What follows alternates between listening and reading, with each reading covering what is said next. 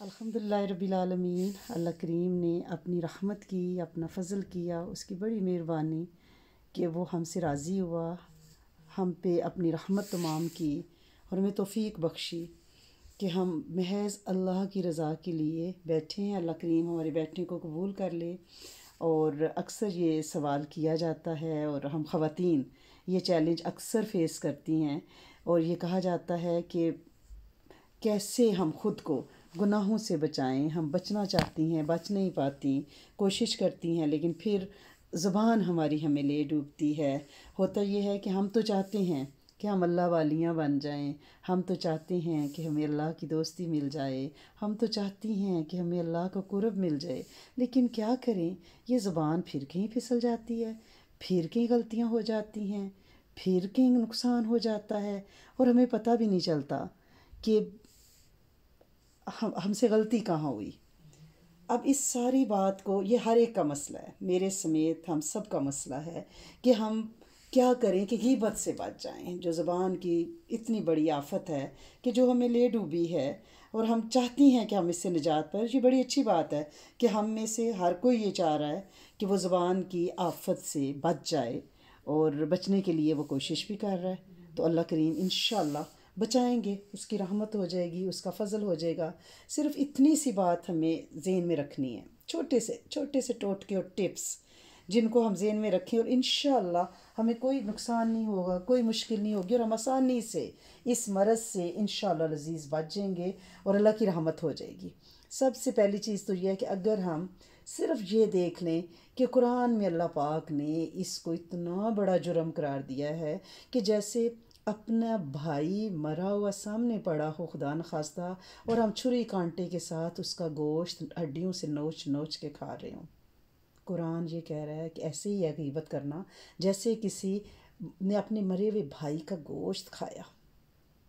ہر کوئی اس سے کراہت کرے گا، کوئی سوچ بھی نہیں سکتا کہ یہ ہم کام کریں، ٹھیک۔ اور دوسرا کیا ہے؟ دوسرا یہ ہے کہ ہم، یعنی بندہ یہ سوچتا ہے کہ حدیث میں دیکھے تو حدیث کی کتب بھری پڑی ہیں،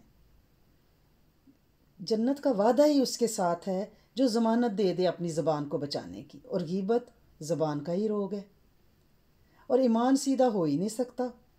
حدیث مبارکہ میں جس کا دل سیدھا نہیں ہوگا، اور دل اس وقت تک سیدھا نہیں ہوگا جب تک زبان سیدھی نہیں ہوگی۔ بلکہ حضرت عبداللہ بن مسعود رضی اللہ تعالیٰ عنہ تو یہاں تک فرماتے تھے کہ میری زبان سے زیادہ لمبی قید کی کوئی چیز مستحق نہیں ہے، یعنی ہم زبان کو عمر قید سکھا دیں، اس کو لمبی قید دینی ہے اور اس کو جبڑوں کے اندر قید کر دینا ہے۔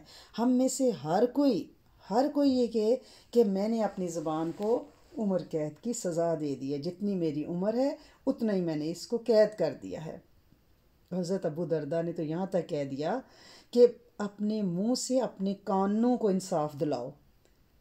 کان تمہیں 2 دیے ہیں اللہ نے، اور منہ 1، تاکہ بولو کم اور سنو زیادہ، ورنہ منہ 2 ہوتے ہیں نا۔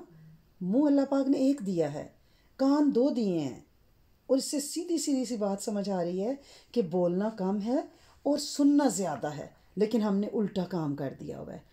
ہم یہ سمجھتے ہیں کہ ہم بولیں گے تو شاید ہم دوسروں پہ اپنا روب شوب جھاڑ لیں گے، ٹھیک ہے، اور باتیں زیادہ کر لیں گے تو ہمارے لیے آسانی ہو جائے گی، لوگوں کے سامنے ہم کیا، لوگوں کا تھوڑا سا مذاق اڑا لیں گے تو کیا ہو جائے گا۔ اور صرف زبان سے غیبت نہیں ہے، سوچ کی بھی غیبت ہے، کسی کے بارے میں برائیاں جال بنتے رہنا، دل کی بھی غیبت ہے، اور قلم کی بھی غیبت ہے، یہ لکھنا۔ آپ دیکھیں سوشل میڈیا پہ کیسے کیسے تانے لکھ کے ایک دوسرے کو دکھائے جاتے ہیں اور مارے جاتے ہیں، یہ غیبت ہے۔ قلم سے کسی کی برائیاں چھاننا، اڑانا، لٹانا، یہ غیبت ہے، اور بہت بڑی غیبت ہے۔ صرف ہم نے اپنی زبان کی حفاظت نہیں کرنی، اپنی قلم کی، سوشل میڈیا کی، یہ بھی حفاظت کرنی ہے۔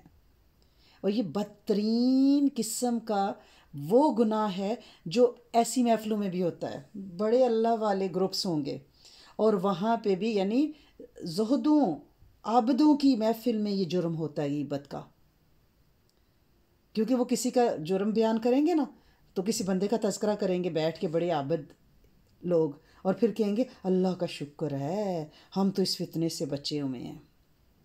اور جب یہ کہتے ہیں نا تو اس وقت اصل میں اپنی تعریف کر رہے ہوتے ہیں، ہم دوسرے کی مذمت کر رہے ہوتے ہیں. یہ جو ہم دوسروں کی آفت بیان کرتے ہیں، اور اس کا طریقہ یہ ہے کہ آپ پہلے تو زبان سے انکار کریں کہ بھائی یہ جو بات آپ کر رہی ہیں یہ سچی نہیں ہے، یہ صداقت نہیں ہے، اس میں کوئی حقیقت نہیں ہے، یہ غلط بات ہے، میں اس سے ایگری نہیں کر رہی. زبان سے آپ نے اس کا انکار کرنا ہے.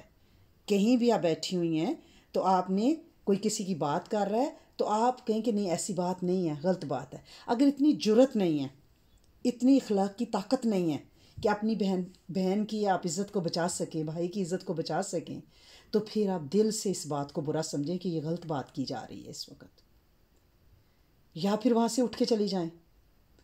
اور اگر بات کاٹنے کی طاقت ہے تو آپ پہ واجب ہو جائے گا. کوئی آپ سے چھوٹا ہے، آپ کم عمر ہے، آپ اسے روک سکتی ہیں تو آپ اس کی بات کو کاٹیں اور اٹھیں وہاں سے. آپ کیا غلط کہہ رہی ہیں. اور ایک حدیث مبارکہ میں تو یہاں تک آتا ہے کہ اے وہ لوگو جو زبان سے ایمان لائے ہو اور ایمان ابھی تمہارے دلوں میں داخل نہیں ہوا، صرف زبانی کلامی ایمان ہے، تم مسلمانوں کی غیبت نہ کرو، نہ ان کے عیب ڈھونڈو، کہ جس کے عیب کا اللہ پیچھا کرے گا اس کو اس کے گھر کے اندر رسوا کر دے گا. ہم دوسروں کے عیب ڈھونڈتے ہیں نا، تو جب رب ہمارے گناہوں کا اور ہمارے عیبوں کو ڈھونڈنے پہ آئے گا نا، اسے تلاش کرنے میں کچھ نہیں کرنا پڑنا. وہ صاحب کن ہے، اس کے پاس کن کی طاقت ہے. تو نبی کریم صلی اللہ علیہ وسلم کیا فرما رہے ہیں، وہ اگر کسی کو رسوا کرنے پہ آئے گا نا تو اسے گھر کے اندر رسوا کر دے گا. اور ایک حدیث میں تو یہاں تک ہے کہ غیبت سے بچیں. غیبت زنا سے بھی بری ہے. ایک آدمی زنا کرتا ہے، شراب پیتا ہے، پھر توبہ کرتا ہے تو اللہ اس کی توبہ قبول کر لیتا ہے، لیکن غیبت کرنے والے کو اس وقت تک معاف نہیں کیا جائے گا جب تک کہ جس کی غیبت کی ہے، جو صاحب حق ہے، وہ اس کو معاف نہ کر دے. کہاں سے ڈھونڈیں گے صاحب حق؟ ہم نے تو سیاستدانوں کی غیبتیں کی ہوئی ہیں، ہم نے تو بادشاہوں کی غیبتیں کی ہوئی ہیں، وزیروں مشیروں کی غیبتیں کی ہیں. کہاں تلاش کریں گے کہ ان سے معافی مانگیں؟ ٹھیک ہے نا. اب غیبت بھی ہمیں چیزیں کون سی آمادہ کرتی ہیں، کون سی چیزیں ہیں جو ہمیں غیبت پہ لے کے آتی ہیں، ان کو ہم دیکھتے ہیں. یوزلی یہ 3 چیزیں ہوتی ہیں اگر ہم جنرل اس کو اپنے اندر دیکھیں. کہ سب سے پہلی جو چیز ہمیں غیبت پہ لے کے آتی ہے نا، وہ یہ ہے کہ ہم اپنے نفس کو بلند کرنا چاہتے ہیں کہ فلاں تو ہم سے کم تر ہے، جاہل ہے، بے سمجھ ہے، اسے تو پتہ ہی نہیں. ہم اپنی فضیلت بتانا چاہتے ہیں کہ ہمیں بڑا علم ہے، ہم سے لوگ محبت کرتے ہیں، ہماری لوگ عزت کرتے ہیں. یعنی یہ جو ہمارے نفس کی اکڑ ہے نا، یہ ہماری گردنوں کے سریے ہیں نا، یہ ہمیں دوسروں کو کم تر بتانے اور ان کی غیبت کرنے پہ مجبور کرتے ہیں. اگر ہم اپنے نفس میں عاجزی لے آئیں اور سمجھیں کہ یہ سارے ہمارے سر کے صاحب ہیں، ہم بہت ہی نکمے نکھٹو مٹی رولے لوگ ہیں، ہم ان کے قدموں کی خاک ہیں، تو پھر غیبت نہیں ہوگی. غیبت ہوتی ہی وہاں ہے جہاں بندہ اپنے آپ کو تقوی میں، مال میں، عقل میں، حکمت میں دوسرے سے بڑا سمجھ رہا ہوتا ہے. اپنے نفس کو بلند کرنے کے لیے غیبت ہوتی ہے. ہمیں اپنے نفس کو رول دینا ہے مٹی میں. میں کہتی ہوتی ہوں نا کہ آپ ڈور میٹ بن جائیں، لوگ آپ کے اوپر جوتے رگڑ رگڑ کے چلیں، اپنی ہستی کو مٹائیں، اپنے آپ کو فنا کریں، پھر ہم پہنچیں گے کسی مقام پر. فنا فی اللہ ہو جائیں. کہتے ہیں نا کہ لب تے ہو جاندہ ہے پر اپنا آپ مٹانا پیندا ہے. کہ رب مل تو جاتا ہے لیکن پہلے اپنی من کی نفی کرنی پڑتی ہے، اپنے آپ کو مٹانا پڑتا ہے. جب تک ہم نفس کو بلند کرنا چاہیں گے اس وقت تک ہم لوگوں کی غیبتیں کرتے ہی رہیں گے، اشاروں سے، نظروں سے، یا یہ کہ الحمدللہ رب العالمین، ہائے وہ بیچاری اس کو یہ عادت ہے، ہائے ہم تو شکر ہے بچے ہوئے ہیں. یہ بہت بڑی غیبت ہے. اور دوسرا اس کا سبب یوزلی کیا ہوتا ہے کہ کسی دوسرے کی کوئی ایسی بات ہوئی کہ ہمیں غصہ آ گیا، اور جب غصہ بھڑک اٹھتا ہے تو پھر بندہ چاہتا ہے ہمارا دل ٹھنڈا جب ہی ہوگا جب اس کی غیبتیں کریں گے. تو غصے کو قابو کرنا ہے، طاؤس کو اپنا تکیہ کلام بنا لیں. بات بات پہ آپ کے منہ سے نکلے تھوڑی تھوڑی دیر کے بعد اعوذ باللہ من الشیطان الرجیم، تاکہ شیطان ہم سے ہٹا رہے۔ اور اس کی ایک وجہ کیا ہے کہ بندہ یہ سمجھتا ہے کہ 2-4 بندے ہمارے ساتھی بیٹھ کے غیبتیں کر رہے ہیں، ہم چاہتے ہیں کہ ہم ان کی ہم آہنگی، ان کے ساتھ ہارمنی، موافقت پیدا کریں۔ وہ کسی کی عزت سے کھیل رہے ہیں، ہنس رہے ہیں، مذاق کر رہے ہیں۔ ہمیں لگتا ہے کہ اگر ہم اس وقت اختلاف کریں گے نا اس کی رائے سے تو وہ برداشت نہیں کرے گا، تو ہم اسے حسن معاشرت سمجھتے ہیں۔ ہم سمجھتے ہیں کہ یہ ڈیلنگ ہے، پبلک ڈیلنگ ہے، ہماری حسن معاشرت ہے کہ ہمیں اس کا ساتھ دینا ہے، اس کے ساتھ مل کے ہنسنا ہے اور دوسرے کی غیبت کرنی ہے۔ برائی میں تو ساتھ نہیں دینا، اچھائی میں ساتھ دینا ہے نا، نیکی میں ساتھ دینا ہے۔ یہ ہم نے کیا سمجھ لیا کہ ہم برائیوں میں ساتھ دینے لگ گئے؟ ہم سمجھتے ہیں یہ حسن معاشرت ہے۔ نہیں، یہ حسن معاشرت قطعی طور پہ نہیں ہے۔ پھر ایک اس کی وجہ عام طور پہ یہ بھی ہے کہ کھیل اور مذاق، دوسروں کا تذکرہ بطور مزاح کرنا، کہ بعض لوگوں کا تو یہ ذریعہ معاش ہے، آمدن کا ذریعہ ہے کہ آپ وہ اسٹیج پہ کھڑے ہو کے گھنٹوں لوگوں کی عزتیں اچھالتے رہتے ہیں، پگڑیاں اچھالتے رہتے ہیں اور اسی سے پیسے کماتے ہیں کہ لوگ ان کی بات سن کے ہنسیں۔ تو نسلوں کے لیے یہ مانگا کریں کہ کوئی ایسا فن، کوئی ایسا پیشہ ان کو نہ مل جائے کہ ان کا رزق کی غیبت اور اس طرح کے اللہ کی نافرمانیوں میں لکھ دیا جائے۔ اب لوگ کہتے ہیں اس کا علاج کیا کریں؟ مرض تو ہمیں لگ گئے، اب ہم سب کو کہ کیا علاج کریں، کیا کریں کہ ان چیزوں سے ہم بچ جائیں؟ تو علاج اس کا یہ ہے کہ سمپل سا کہ انسان جو ہے اسے پتہ ہے یہ گناہ ہے، اللہ بھی ناراض ہیں، اللہ غصے میں بھی آئیں گے اور اللہ کا عذاب ہم برداشت نہیں کر سکتے، ٹھیک ہے؟ اور اللہ نے ہمیں منع کیا ہے کھلم کھلا، اور ہم اللہ کے مقابل ہو کے اس کی نافرمانی کر رہے ہیں۔ یعنی دنیا میں ہمارا کوئی مقابل ہوگا نا، ہماری ناند، ہماری کوئی بھابھی، درانی، جٹھانی، ہم اس سے جیت سکتے ہیں، چین سے ہوتے ہیں۔ کیا رب سے کوئی جیت سکتا ہے؟ ہم رب کے مقابل کھڑے ہوئے ہیں لوگوں کی باتیں کر کے، اور اللہ کے غصے کو ہم نے دعوت دی ہے، اس کے غضب اور قہر کو دعوت کی دی ہے۔ وہ کہہ رہے ہیں میں قاہر ہوں، قہار ہوں، جبار ہوں، لیکن ہم ڈرے نہیں ہیں۔ ہم کہتے ہیں تو نے منع کیا ہے، ہم کر کے دکھا رہے ہیں۔ اور پھر جو ہمارا کھٹیا وٹیا، ہماری کمائی ہے نا، نیکیاں، وہ اس کو دی جا رہی ہیں۔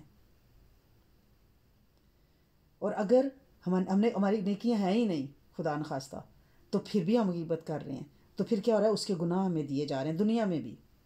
آخرت میں تو یہ حساب کتاب ہونا ہی ہے نا، دنیا میں بھی یہ ہے کہ پھر اس کی نوستیں ہم پہ آ رہی ہیں، اس کی ویرانیاں ہم پہ آ رہی ہیں، اس کا بے نور ہونا ہم پہ آ رہا ہے۔ ہم تو سمجھتے ہیں ہم برے لوگوں کی غیبتیں کر رہے ہیں تو کیا ہو رہا ہے، یا ہمارے پاس کون سی نیکی ہیں جو چلی جائیں گی، لیکن پھر دوسروں کے گناہ لینے کے لیے ریڈی ہو جائیں۔ اب جس وقت بھی غیبت کرنے کا کوئی موقع پیدا ہو تو فوراً اپنے عیبوں پہ نظر ڈالیں اور شرم کریں۔ ہم سب اپنے گریبانوں میں منہ ڈالیں جب بھی کسی کی غیبت کرنے لگیں کہ میرے اندر کتنے عیب ہیں، کیا مجھے زیب دیتا ہے میں لوگوں کی باتیں کروں؟ مجھے اپنے عیب ہر وقت نظر آنے چاہیے۔ ہم غیبت کرتے ہی تب ہیں جب ہمیں اپنے عیب نظر نہیں آتے، ہمیں صرف دوسروں کے عیب نظر آتے ہیں۔ ہم نے ایسا آئینہ اپنے سامنے رکھا ہوتا ہے کہ جہاں ہمیں دوسروں کا چہرہ نظر آ رہا ہے، اپنے آپ کو ہم حسینہ عالم، ہماری ناک، ہماری کمر، ہمارا اٹھنا، ہمارا بیٹھنا، ہمارا گھر، ہمارا بچے، گاڑیاں، سب سے بہتر، سب سے افضل، اور دوسرے لوگ ہمارے سامنے بہت زیادہ زمین سے لگے ہوئے، خدا نخواستہ۔ اور پھر ہم دوسروں کی باتیں کرتے ہیں اور اپنے دل کو تسکین دینے ہیں، اور دوسروں سے ہم بدظن ہوتے ہیں۔ یہ بھی ایک وجہ ہے، یہ غیبت پہ ہمیں چیز ابھارتی ہے، بدگمانی۔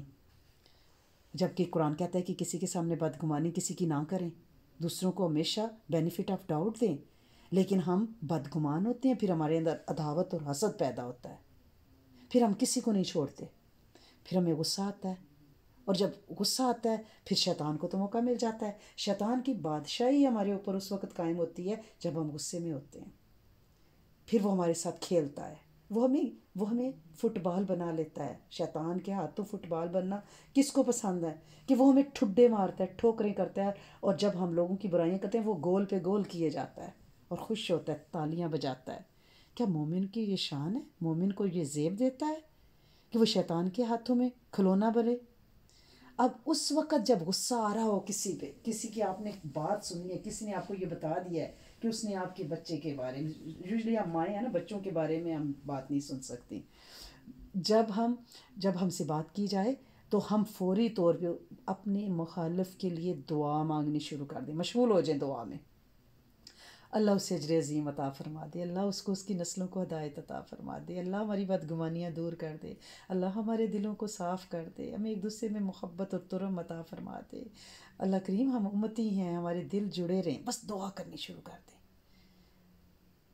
پردہ پوشی کریں، کیونکہ قیامت کے دن پھر اللہ ہمارے عیبوں پہ پردہ پوشی کریں گے نا، ورنہ پردہ دری ہو جائے گی، حشر میں نشر ہو جائیں گے۔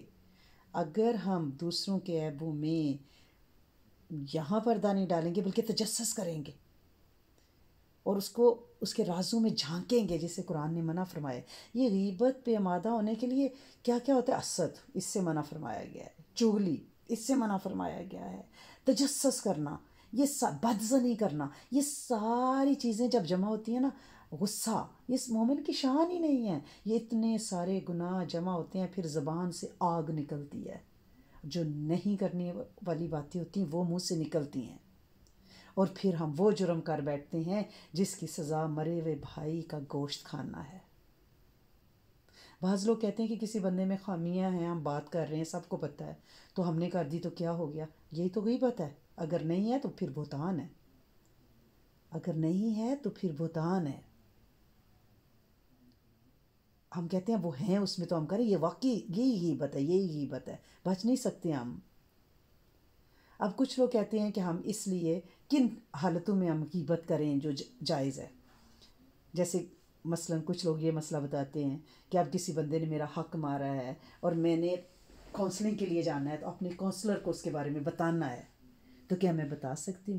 ہاں، لیکن اشارے کنائے میں سیدھا سیدھا نام لے کے کہ کوئی ایسا ہے، کوئی، اگر آپ کا کیا خیال ہے کہ اگر یہ مسئلہ ہو معاشرے میں کہ کوئی کسی کا یہ حق مار رہا ہو تو اس کے ساتھ کیا کیا جائے، کونسلر کو بھی بتائیں، تو کھلم کھلا نام لے کے نہ بتائیں۔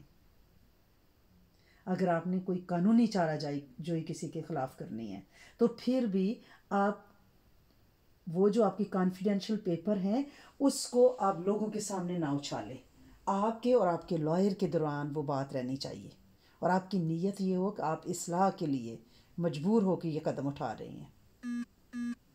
اب کوئی شخص یہ بھی دیکھے کہ اب کوئی ایسا بندہ ہے جو کسی مسلمان کو بچانا چاہ رہا ہے، کہ آپ نے دیکھا کہ کوئی بدعتی ہے، کوئی فاسق ہے، کوئی یعنی غیر اللہ کو پوج رہا ہے، غلط جگہوں پہ جاتا ہے، بے راہ رو ہے، غلط آتے ہیں اس میں، آپ اس بندے کو بچانا چاہ رہی ہیں اور آپ کو نام لے کے بتانا پڑ رہا ہے بھی آپ کا بچہ فلاں بندے کے پاس آتا جاتا ہے، فلاں کے قریب ہے، تو وہاں آپ کی مجبوری ہے، وہ غیبت میں نہیں آئے گا، ٹھیک ہے نا؟ کیونکہ اس کی مثال علماء نے اس کی دلیل کہاں سے لی ہے کہ اگر کسی کے ظالم کی طرف یا جہاں حق مارا جا رہا ہو وہاں نشاندہی کرنی ہو تو نام لیا جا سکتا ہے۔ وہ نام لینے کی جو دلیل ہے نا، وہ جواز کہاں سے لیتے ہیں؟ حضرت ہندہ کی اس روایت سے کہ جب انہوں نے فتح مکہ کے موقع پر نبی کریم صلی اللہ علیہ وسلم سے فرمایا، عرض کیا تھا کہ ابو سفیان رضی اللہ تعالیٰ عنہ بخیل ہیں، تو آپ صلی اللہ علیہ وسلم نے انہیں منع نہیں کیا، اس بات سے انکار نہیں کیا، تو اس سے یہ دلیل لی جا رہی ہے کہ نام لیا جا سکتا ہے، لیکن ایسی حالت میں اگر لیں تو لیکن یہ نہیں ہے کہ مجمع کے سامنے نام لیا جائے، ٹھیک ہے نا؟ مجمع کے سامنے نام نہیں لینا، لیکن یہ ہے کہ نام لیا جا سکتا ہے اشاروں کنایوں کی صورت میں، ٹھیک ہے؟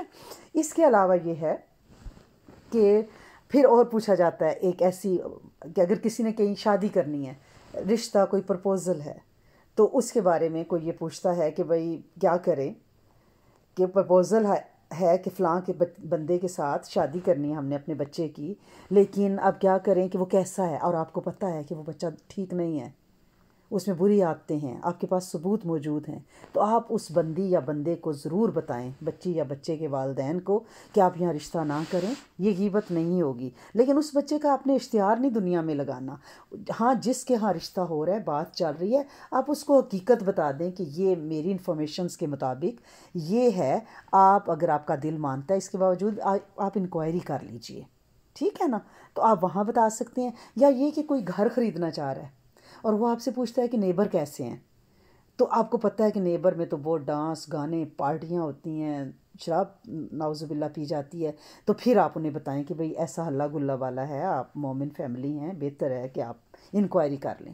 یا کوئی کسی کے پاس امانت رکھوانا چاہ رہا ہے کہ بھئی یہ چیز میں نے وہاں رکھوانی ہے، آپ کو پتہ ہے کہ وہ بندہ بندی ٹھیک نہیں ہے، تو آپ انہیں بھی متنبع کر سکتی ہیں. یعنی غیبت کا آپ کا ارادہ نہ ہو، آپ کا ارادہ اصلاح کا ہو کہ بھئی ان کا بھلا ہو جائے، یہ گھر خرید رہے ہیں، ان کو پتہ چل جائے یہ بندے ٹھیک نہیں ہیں، یا اپنی بچے کا رشتہ کر رہے ہیں، ان کو پتہ چل جائے، یہ ان کے ساتھ بزنس کر رہے ہیں، ان کو پتہ چل جائے، اور وہ آپ سے پوچھ رہے ہیں کہ ہمیں بتائیں، ٹھیک ہے نا. لیکن ایک یہ بھی کہا جاتا ہے کہ کسی بندی کا کوئی ایسا نام مشہور ہے جو اس کا کوئی عیب ہے، ٹھیک ہے. اب اگر وہ نام لے کے ہم اس کا تذکرہ کر دیں تو کیا ایسا کر سکتے ہیں؟ ہاں، اگر کوئی اس کے علاوہ اسے پہچان نہیں سکتا اصل نام سے، 2-4 اس نام کے لوگ ہیں اور وہ اپنے اسی نام سے مشہور ہے، تو پھر آپ کا غیبت کا ارادہ پھر بھی نہ ہو تو آپ وہ اس کا نام لے سکتی ہیں. چھٹا، یہ بھی ایک بات بتائی جاتی ہے کہ اگر کسی کو ایسی عادت ہو کہ وہ الاعلان گناہ کرتا ہو، موویز دیکھ رہا ہے، پارٹیوں میں جا رہا ہے، کوئی فیملی جا رہی ہے، یعنی کھلم کھلا وہ محسوس ہی نہیں کرتے، اور وہ خود اپنی پارٹیوں کے تذکرے دنیا کے سامنے کرتے ہیں، فسق و فجور کا ارتکاب کرتے ہیں، تو آپ ان کا کہیں ذکر کر رہی ہیں جب کہ وہ مشہور ہیں اور الاعلان وہ گناہ کر رہے ہیں، تو وہ پھر بھی آپ کی نیت یہ نہ ہو کہ آپ غیبت کر رہی ہیں. کیونکہ نبی کریم صلی اللہ علیہ وسلم نے فرمایا ہے کہ جو آدمی شرم و حیا کی چادر اتار کر پھینک دے، اس کی کوئی غیبت نہیں ہے، کہ وہ تو خود ہی اعلان گناہ کر رہے ہیں. اب اس کا کفارہ کیا ہے؟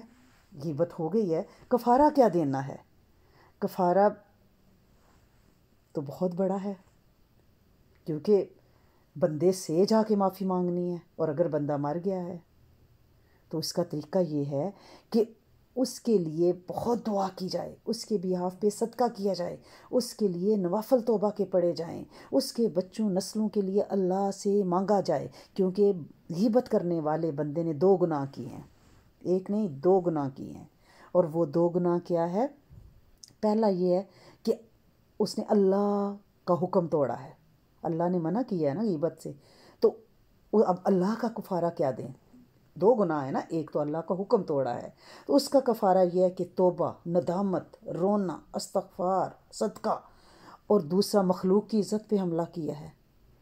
اس کو کیسے؟ اس بندے سے معافی مانگنی ہے، اور اگر اتنی جرت نہیں ہے، یعنی غیبت کرنے کی جرت تھی لیکن معافی مانگنے کی نہیں ہے، تو پھر کیا کرنا ہے؟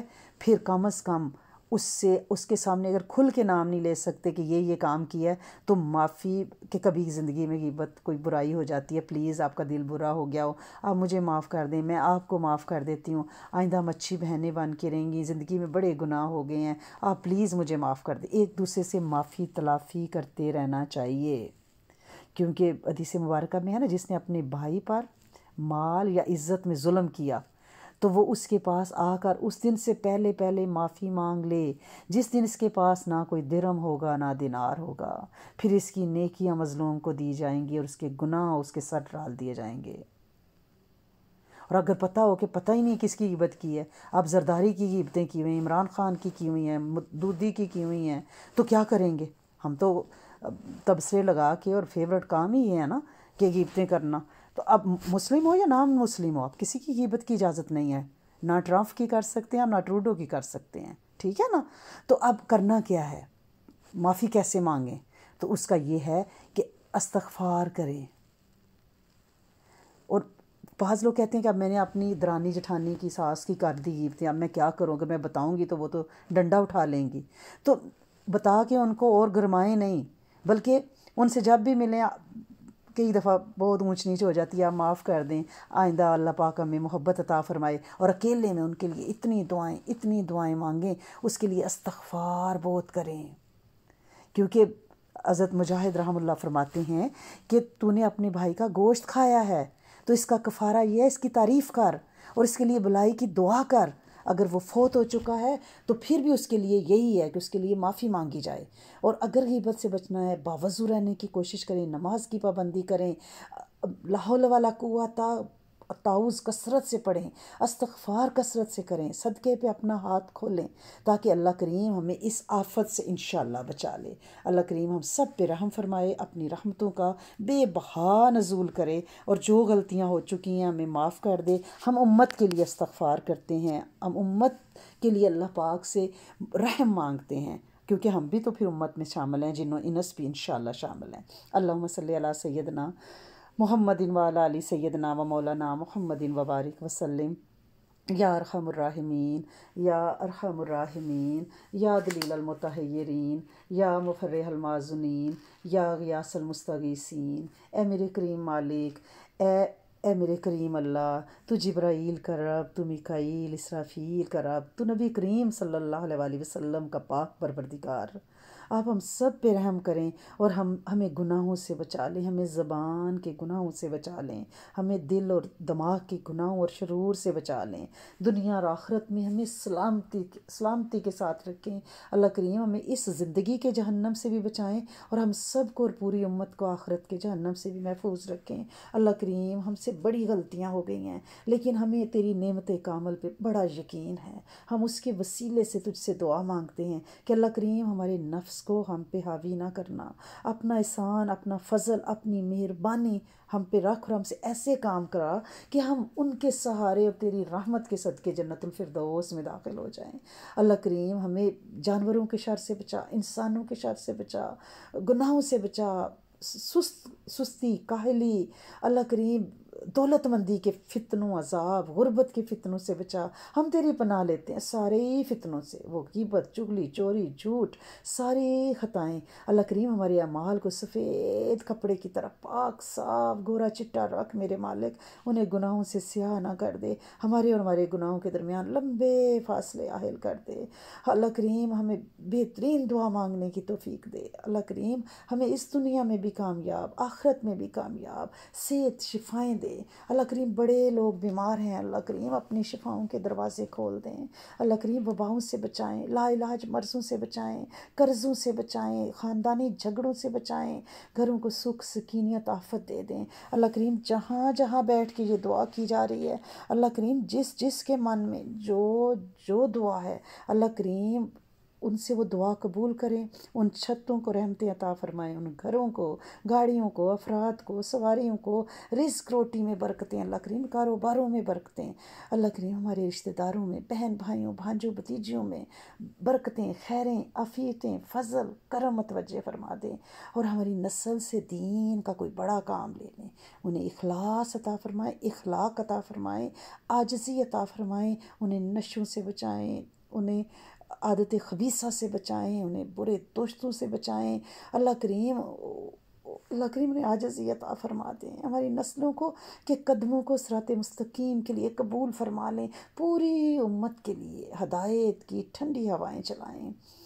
اللہ کریم اس وقت دور فتن سے ہم گزر رہے ہیں، تو جانتا ہے یہ قرب قیامت ہے اور یہ حالات پیش آنے ہیں، لیکن ہم تیری پناہ چاہتے ہیں، تیرے سوا میں کوئی پناہ نظر نہیں آ رہی۔ اور اللہ کریم جتنے مسائل ہیں پیرنٹس سے، وہ بچوں کی شادیاں، وہ بے اولادیاں، وہ لا علاج بیماریاں، وہ خاندان کے جھگڑے، وہ طلاقیں، خودکشیاں، غیر فطری غیر شرعی طلقات، شرم بھرم بے لباسیاں، اللہ کریم ان سارے فتنوں سے بچا، زبان اور شرم گاہ کے فتنوں سے بچا، اپنی حفاظت فرما، اپنا کرم کر دے، جادو جنات کو بے زور ہونے سے بچا، ان پہ کنٹرول میرے مالک، ہم بڑے کمزور ہیں اللہ کریم، ہم تو انسانوں سے نہیں بھگت سکتے، جادو جنات سے کیسے نپٹیں گے؟ تو اپنا فضل کر دے، ہم تو دیدہ مخلوقات سے مقابل نہیں ہیں، تو نادیدہ فتنوں سے کیسے نپٹیں گے؟ میرے کریم مالک اس آنکھ سے حفاظت فرما جو سونے اونگنے سے آ رہی ہے، میرے مالک کرم کر دے، فضل کر دے، معاف کر دے، ہماری نسلوں کو اللہ کریم اپنی رحمتوں کی چادر میں رکھ، اپنے گھر کے طواف کرا، انہیں حج عمرے پیدار پہ کرا، امت کے ہر جن و انس پہ اپنی رحمت، فضل اور کرم کر دے، اللہ کریم معاف کر دیں، کرم کر دے۔